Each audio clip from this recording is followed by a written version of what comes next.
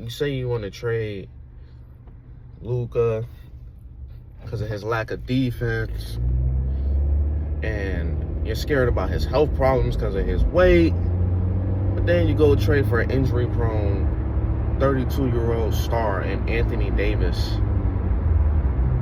And then you also complain about Luka being on the Supermax, as if Anthony Davis didn't just sign a 3-year extension worth like $60 million a year. But, okay. Whatever. Right? Lakers get lucky there. Rob Pelinka gets lucky there. Then we come into this offseason. You don't find a way to package up Gabe Vincent, Maxi Kleber. Shake Milton had an unguaranteed contract. And maybe they'll trade Vincent and Kleber. Right? But essentially, you make no moves. Your only moves was letting Dorian Finney-Smith walk and getting Jake LaRavia, with all due respect.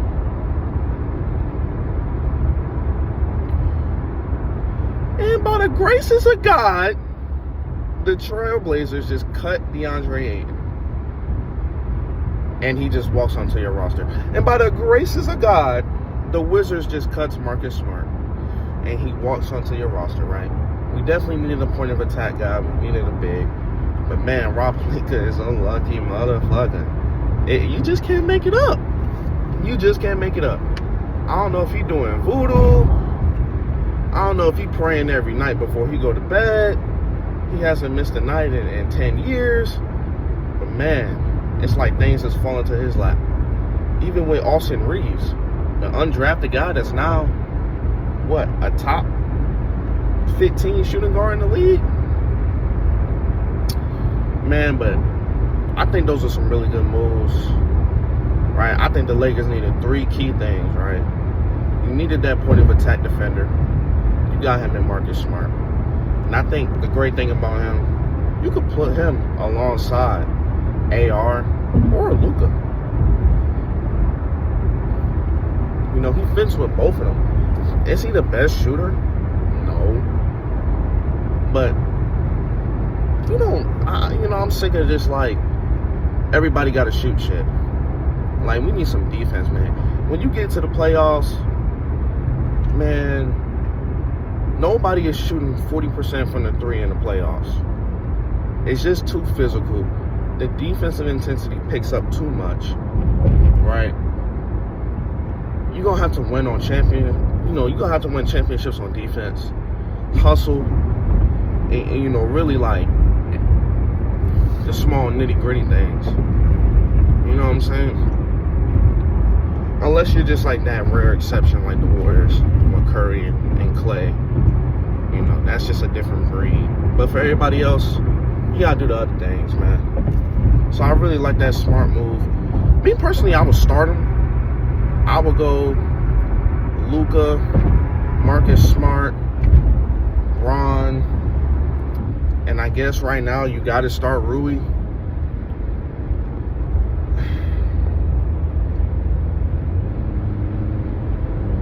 And then, obviously, put Ayton at the 5. You know what I'm saying? Let AR be your 6th man.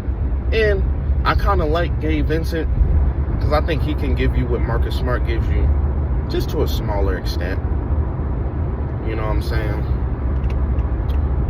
So, it's kind of like AR and Marcus Smart could be that Luka and Smart off the bench.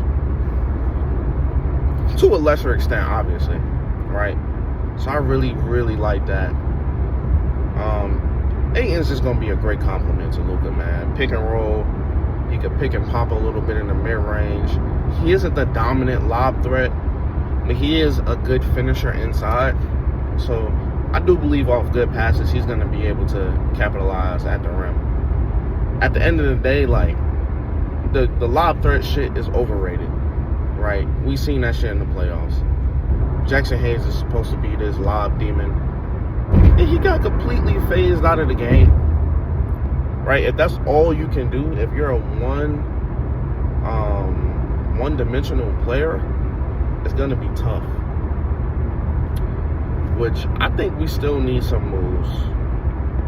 in the perfect world, you know, we would package Austin Reeves and, you know, maybe another piece like Gabe, you know, and a few picks, and go get an all-around wing.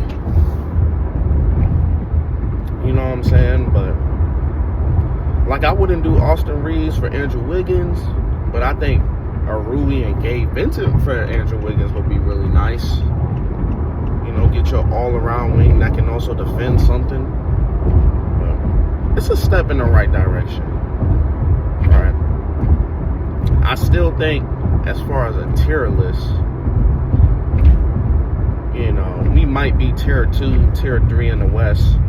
The Thunder, obviously, are tier 1. Right? Just out of respect to them, I'm not going to put anybody else in their bracket right now. But then tier 2, I think you got Houston. I think you got Denver. The Clippers they're borderline tier 2 if they're not. You know what I'm saying? That's debatable. And then tier 3, you got the rest. You know, the Lakers, the Timberwolves, teams of that nature. You know what I'm saying? Maybe, you know, San Antonio, depending on Wemby's growth and how well he meshes with Fox, and if Castle gets a little bit better. You know what I'm saying? So we'll see. I think it's going to be a real exciting season, but I think it's unrealistic for the Lakers to get to tier 1, but I think they could get to a very good tier 2. Adding another wing. We need another all-around wing. Another one. And they gotta make it happen. I mean, you was able to get, like I said, you needed 3 things. You needed a 2-way wing, you needed a 3-and-D point of attack guard, and you needed a legitimate starting center.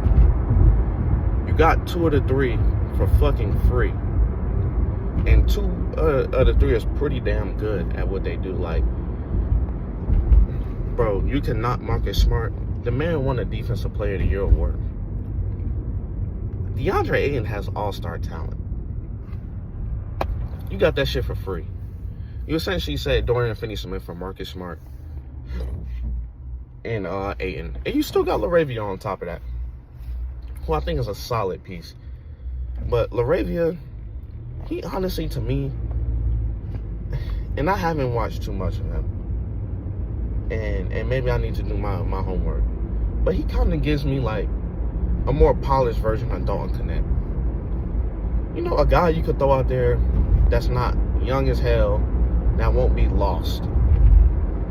But I don't really know if he's a needle mover, and I do feel like him and Connect have some redundancy, but, you know, injuries do happen.